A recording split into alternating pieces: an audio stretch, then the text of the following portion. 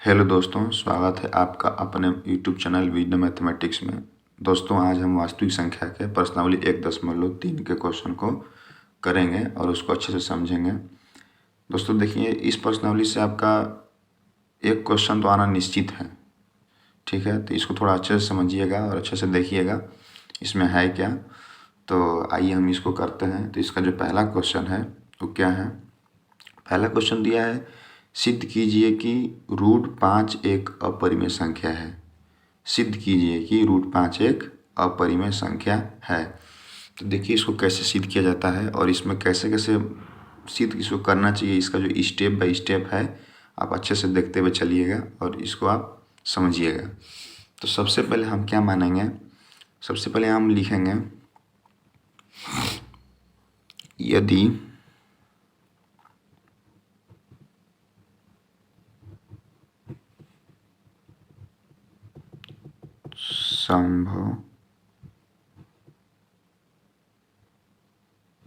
संभव हो तो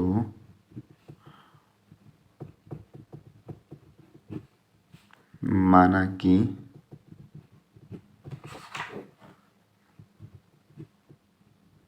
√5 एक परिमेय संख्या है, ठीक है। पहले हम इसको ऐसे मानेंगे, ठीक है। पहले यहाँ मानेंगे यदि संभव हो तो माना कि √5 एक परिमेय संख्या है। तो अब यहाँ पे आपका क्या हो जाएगा, यहाँ लिखेंगे परिमेय संख्या बराबर क्या हो जाएगा, √5, ठीक है। तो यहाँ लिखेंगे P/Q बराबर √5, क्योंकि परिमेय संख्या को हम P/Q के रूप में लिख सकते हैं और P/Q बराबर √5। लेकिन यहाँ पे एक शर्त होता है, लिखेंगे जहाँ P और Q एक क्या होती है, पूर्णांक संख्या, जहाँ P और Q एक पूर्णांक संख्या तथा Q =not 0, जहाँ P और Q एक पूर्णांक संख्या तथा Q =not 0, ठीक है। अब यहाँ से क्या करेंगे, यहाँ से इसको लिखेंगे, ये हो जाएगा आपका P/Q बराबर √5। तो यहाँ से इसको लिख सकते हैं P बराबर √5Q, ठीक है। Q को उधर लगे हैं तो P बराबर √5Q। अब यहाँ क्या करेंगे, हम दोनों तरफ वर्ग कर देंगे, दोनों तरफ वर्ग करने पर, ठीक है। अब यहाँ पे दोनों तरफ वर्ग करेंगे, तो दोनों तरफ वर्ग करेंगे तो क्या हो जाएगा, ये हो जाएगा P² बराबर का √5Q का स्क्वायर। ये हो जाएगा P² बराबर, ये हो जाएगा 5 का Q², ठीक है। यहाँ से लिख सकते हैं P² बटा में 5 बराबर Q², ठीक है। तो इससे क्या समझ में आता है आपको, इससे ये समझ में आता है कि P² को 5 विभाजित करता है, क्योंकि P² बटा में 5 है। तो यहाँ लिखेंगे चूँकि P² को 5 क्या करता है, P² को 5 विभाजित करता है, इसलिए P को भी 5 विभाजित करेगा, ठीक है। P² को 5 विभाजित करता है, इसलिए P को भी 5 विभाजित करेगा। सिंपल सी बात है, किसी संख्या का अगर वर्ग को कोई संख्या विभाजित करता है तो उस संख्या को भी जो संख्या है उसको भी विभाजित करेगा। जैसे पी स्क्वायर को 5 विभाजित कर रहा है तो पी को भी 5 विभाजित करेगा। ठीक है, अब यहाँ से अगला स्टेप क्या है देखते हैं। यहाँ से हम लोग एक बार फिर से मानेंगे। क्या मानेंगे, यहाँ लिखेंगे लेट दैट माना कि P बराबर 5m। ठीक है, माना कि P बराबर 5m। अब इसको दोनों तरफ वर्ग करेंगे। यहाँ लिखेंगे फिर दोनों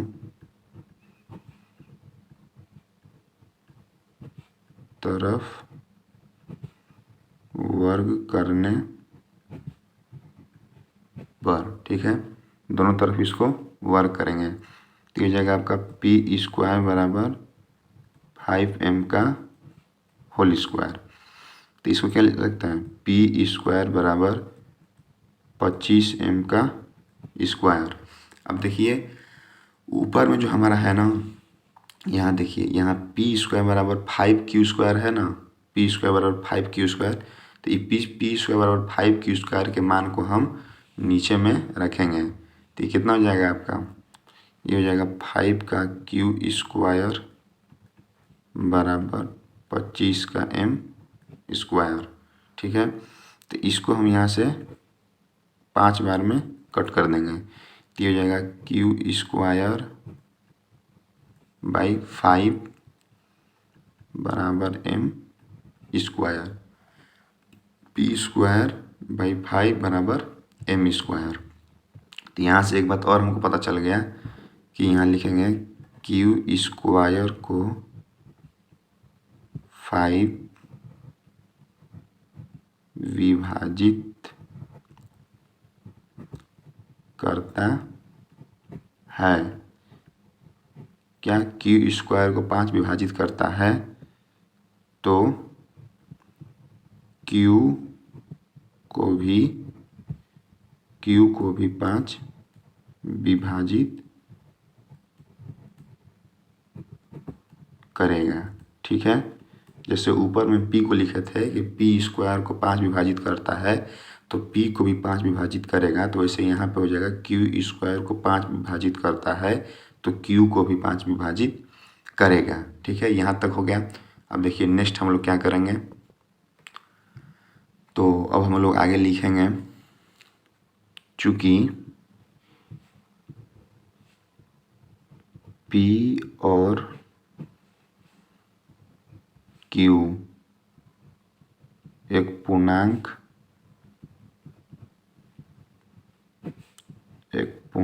संख्या का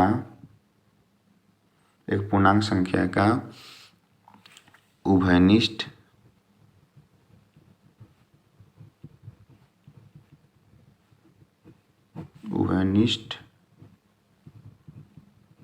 गुणनखंड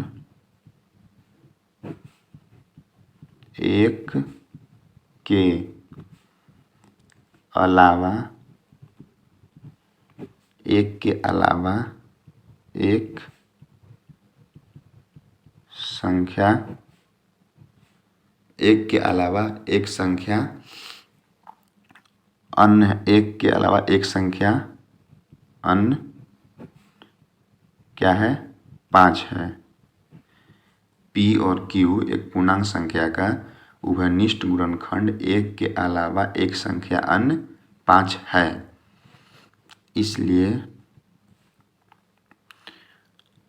इसलिए हमारी जो मान्यता है वो क्या है, गलत है। हमारी मान्यता गलत है, अतः √5 एक अपरिमेय संख्या है। ठीक है, ये हो गया आपका क्वेश्चन नंबर 1। यहाँ लिखेंगे P और Q एक पूर्णांक संख्या का उभयनिष्ठ गुणनखंड 1 के अलावा एक संख्या अन्य 5 है, अतः हमारी मान्यता गलत है। जो कि हम शुरू में माने थे कि अगर संभव हो तो माना कि √5 एक परिमेय संख्या है, तो वो हमारी मान्यता गलत है। अतः √5 एक अपरिमेय संख्या है। ठीक है, ये हो गया आपका क्वेश्चन नंबर 1। अब देखिए क्वेश्चन नंबर 2 को देखते हैं। क्वेश्चन नंबर 2 क्या कहता है। तो देखिए जो हमारा क्वेश्चन नंबर 2 है वो क्या कहता है, सिद्ध कीजिए कि 3 + 2√5 एक अपरिमेय संख्या है। क्या 3 + 2√5 एक अपरिमेय संख्या है। तो इसको भी हम लोग वैसे ही शुरू करेंगे जैसे क्वेश्चन में पहले को शुरू किए थे।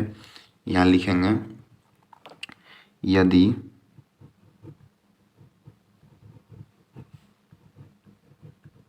संभव हो तो लिखेंगे यहाँ पे माना 3 + 2√5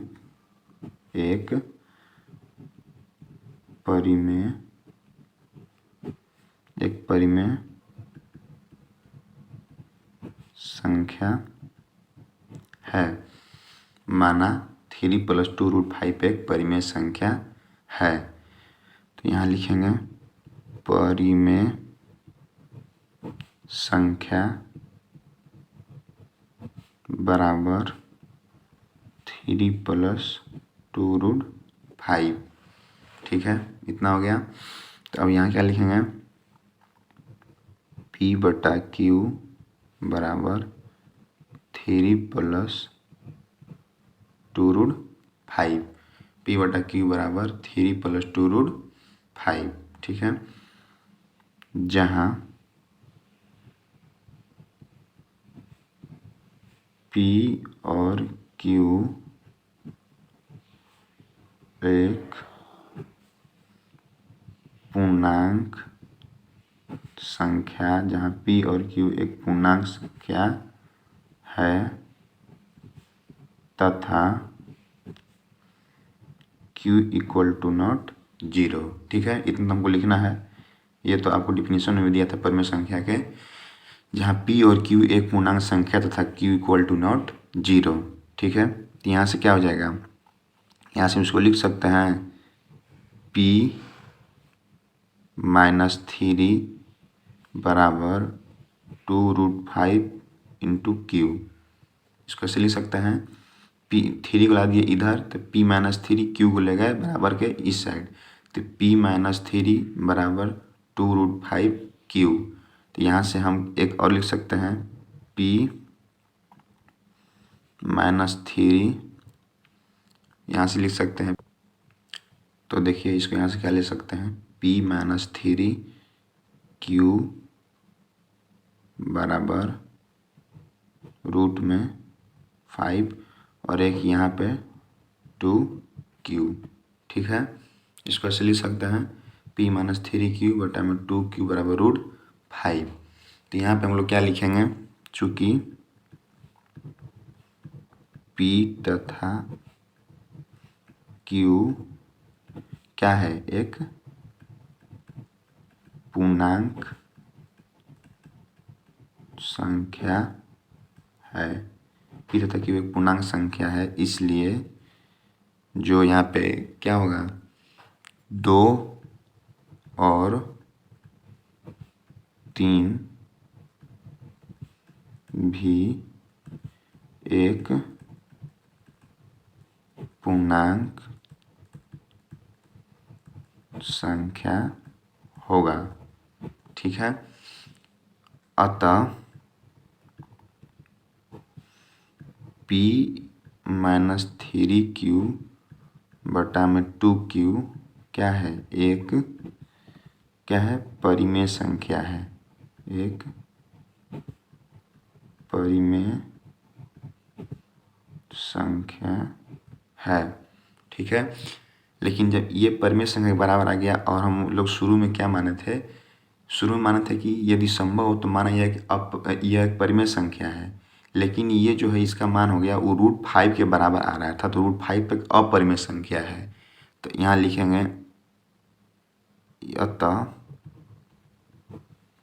अतः हमारी मान्यता क्या है? गलत है। हमारी मान्यता गलत है, इसलिए क्या 3+2√5 क्या है? एक अपरिमेय संख्या है। एक अपरिमेय संख्या है। ठीक है, ये हो गया आपका क्वेश्चन नंबर 2।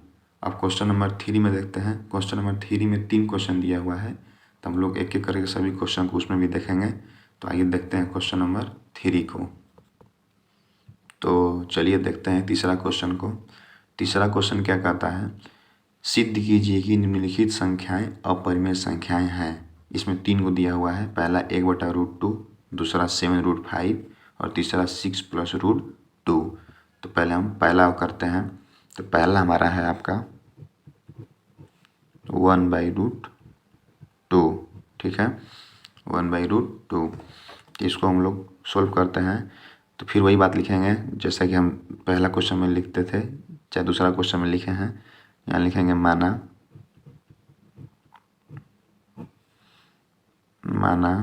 यदि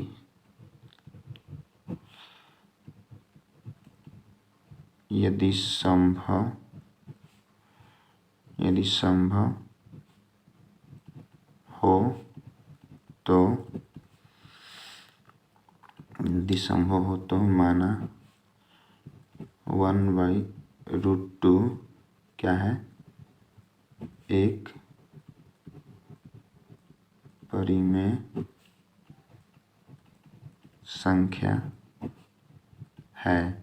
ठीक है, माना यदि संभव हो तो 1/√2 एक अपरिमेय संख्या है। तो यहाँ क्या लिखेंगे? अपरिमेय संख्या होता है P/Q बराबर 1/√2। ठीक है, जहाँ P तथा Q एक पूर्णांक संख्या तथा Q = 0 हो। ठीक है, तो यहाँ से क्या लिखेंगे? और यहाँ लिख सकते हैं Q बराबर √2 × P, किसी जगह उधर और √2 इधर, तो Q बराबर √2 × P।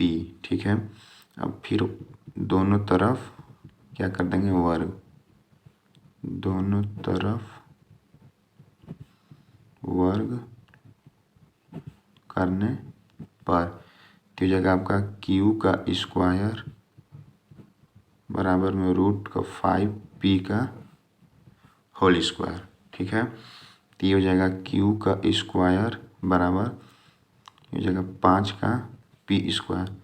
तो हो जाएगा Q स्क्वायर बटा में 5 का P स्क्वायर। ठीक है, यहाँ तक तो हम कर लिए। अरे सॉरी, यहाँ पे तो √2 आ रहा है ना, √2 है क्वेश्चन में, हम √5 लिख दिए हैं। तो यहाँ पे सब जगह यहाँ पे 2 हो जाएगा, यहाँ पे 2 हो जाएगा और यहाँ भी क्या हो जाएगा? आपका 2 हो जाएगा। ठीक है, वो मिस्टेक से लिखा गया है क्योंकि हमको 1/√2 प्रूफ करना है ना, तो यहाँ पे √2 होगा, √2 होगा। ठीक है, तो अब देखिए यहाँ क्या लिखेंगे?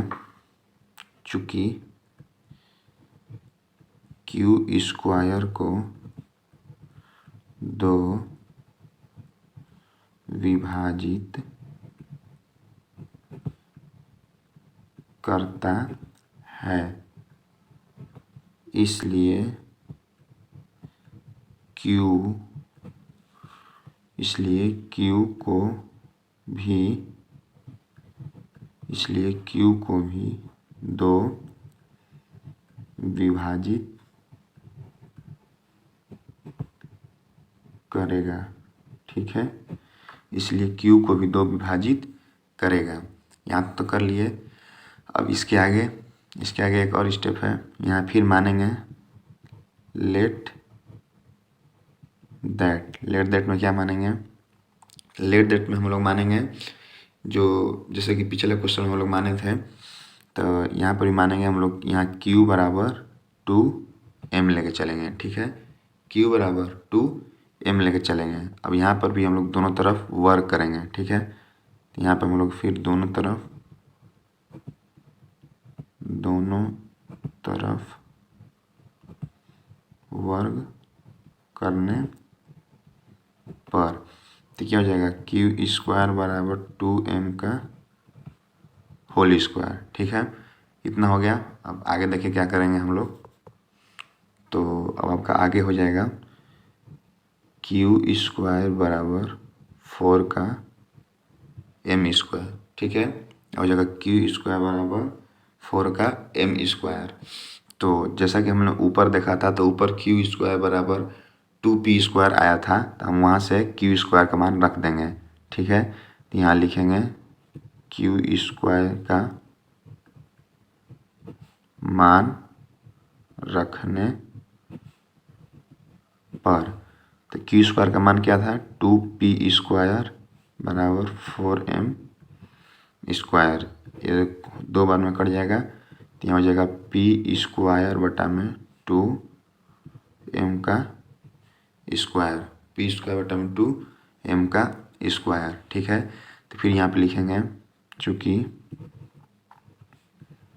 p स्क्वायर को 2 क्या करता है, विभाजित करता है, इसलिए p को भी 2 विभाजित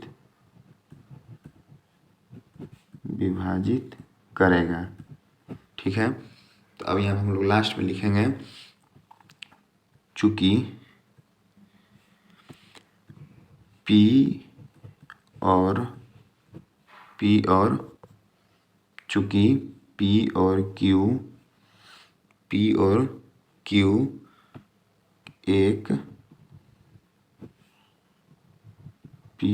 Q एक क्या है, पूर्णांक संख्या है, जिसका उभयनिष्ठ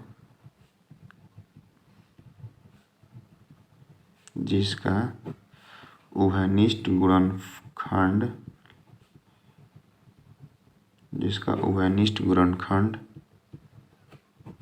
एक के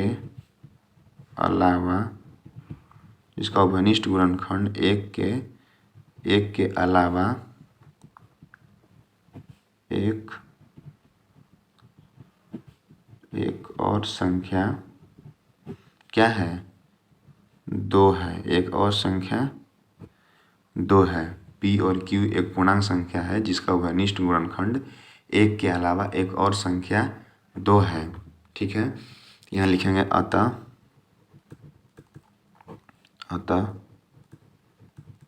हमारी जो मान्यता है, हमारी मान्यता क्या है, गलत है। तो हमारी मान्यता गलत है, इसलिए 1/√2 एक अपरिमेय संख्या है। क्या है, एक अपरिमेय संख्या है। ठीक है, तो ये हमारा क्वेश्चन नंबर 3 का पहला क्वेश्चन था। ठीक है, अब इसका दूसरा देखते हैं कि दूसरा क्या कैसे बनेगा। तो जो इसका दूसरा क्वेश्चन था वो हमको 7√5 को सिद्ध करना था कि 7√5 एक अपरिमेय संख्या है। ठीक है, तो यहाँ भी हम वही लिखेंगे,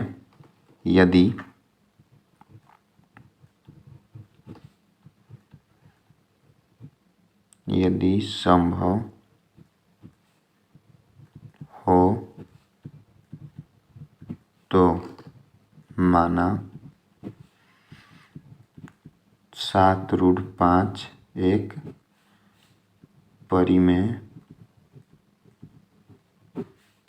परिमेय संख्या है।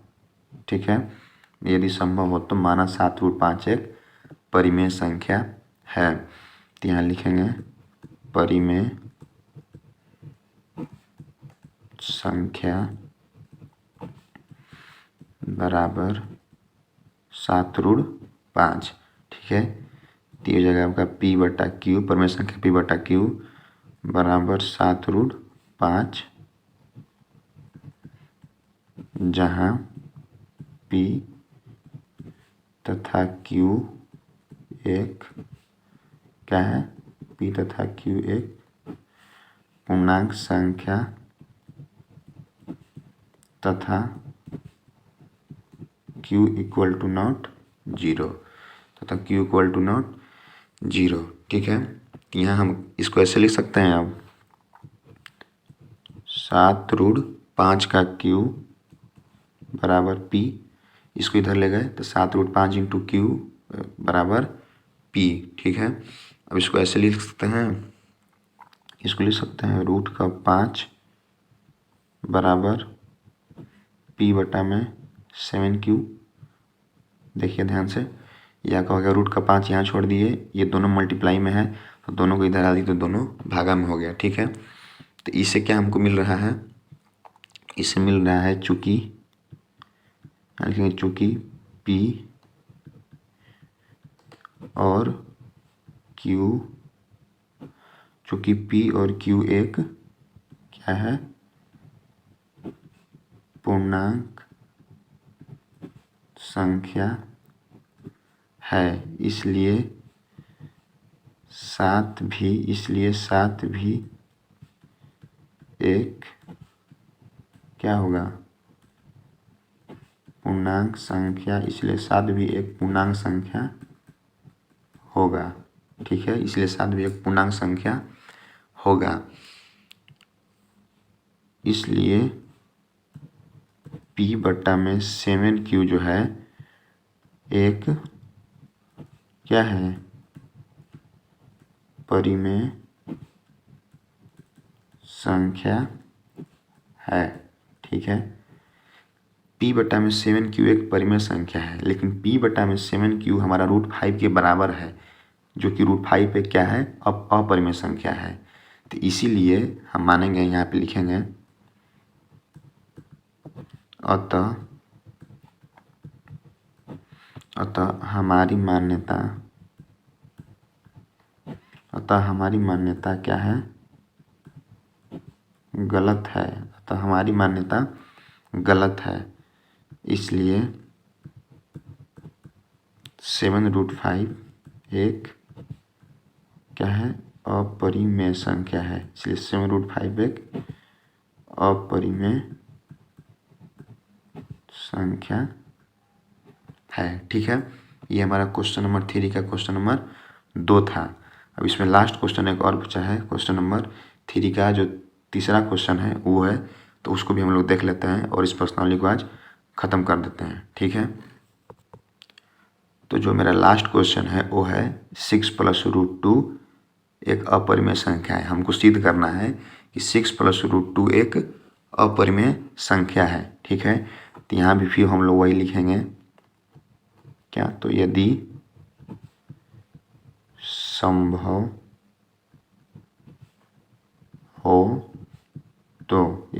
हो तो माना 6 + √2 एक परिमेय संख्या है। ठीक है, माना 6 + √2 एक क्या है, परिमेय संख्या है। तो यहाँ लिखेंगे परिमेय संख्या बराबर 6 + √2। तो ये हो जाएगा आपका P/Q बराबर 6 + √2।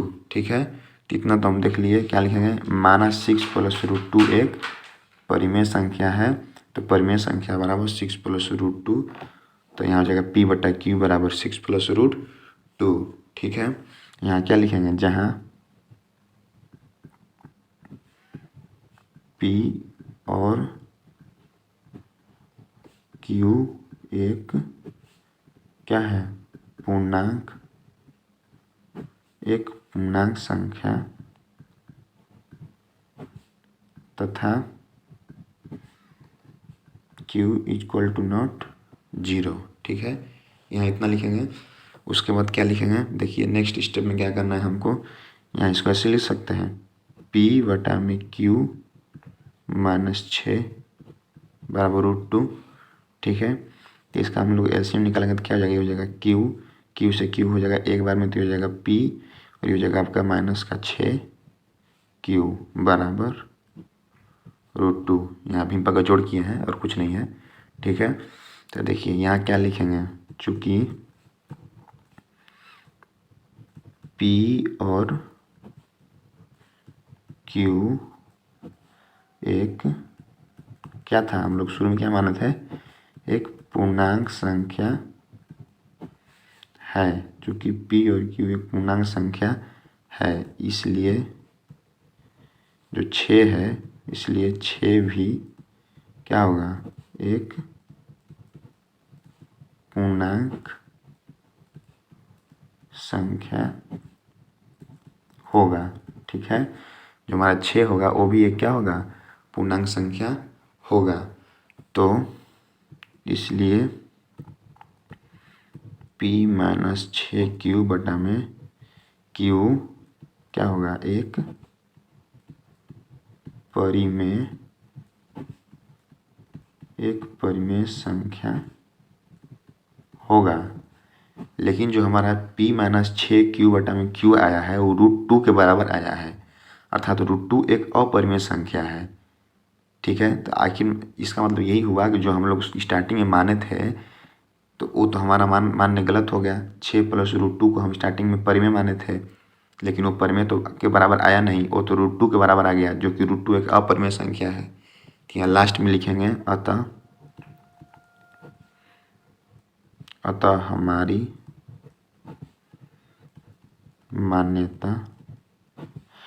हमारी मान्यता क्या है,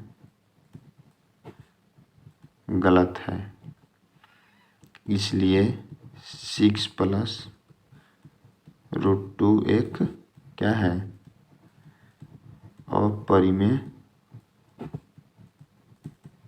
अपरिमेय संख्या है। ठीक है, ये हमारा हो गया क्वेश्चन नंबर 3 का, क्वेश्चन नंबर 3। ठीक है, तो ये हमारा लास्ट क्वेश्चन था इस प्रश्नावली का। तो हमने इस प्रश्नावली के सभी क्वेश्चन को कर लिया। तो अब जो हमारा नेक्स्ट प्रश्नावली होगा वो प्रश्नावली 1.4 होगा। ठीक है, तो हम प्रश्नावली 1.4 को नेक्स्ट वीडियो में करेंगे। दोस्तों, अगर चैनल पर आप लोग नए हैं तो एक बार वीडियो को लाइक और चैनल को सब्सक्राइब कर दीजिएगा। और अगर नोट्स आपको चाहिए तो हमारे टेलीग्राम चैनल पर आपको नोट्स उपलब्ध हो जाएगा, और वीडियो के डिस्क्रिप्शन में हमारे टेलीग्राम का लिंक आपको मिल जाएगा, आप वहां से जाकर अपना नोट्स ले सकते हैं। ठीक है दोस्तों, ओके।